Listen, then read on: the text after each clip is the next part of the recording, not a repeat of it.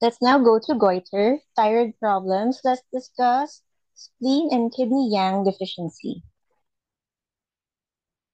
The main patterns with which hypothyroidism may be present are kidney yang deficiency, qi and blood deficiency, liver and kidney yin deficiency. Spleen and kidney yang deficiency clinical manifestations.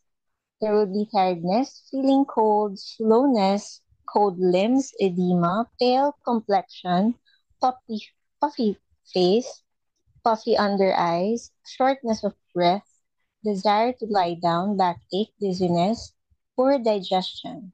The tongue will have a pale and swollen. The pulse will be weak, deep, and slow.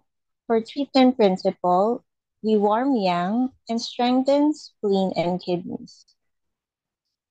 The points to be used are bladder 20, Ren 12, stomach 36, do 14, bladder 23, kidney 7, Ren 4, do 4, stomach 40, spleen 6, Ren 22, lung 7, and kidney 6. We use reinforcing method and moxa must be used. For edema, we use bladder 13, bladder 20, 22, lung 7, LI 6. We use even method. For explanation of the points, bladder 20, Ren 12, and stomach 36 tonifies yin yang. Do 14 strengthens heart and kidney yang. Bladder 23, kidney 7, Ren 4, and do 4 tonify the kidney yang. Stomach 40 and spleen 6 resolve phlegm and are used if there is a goiter.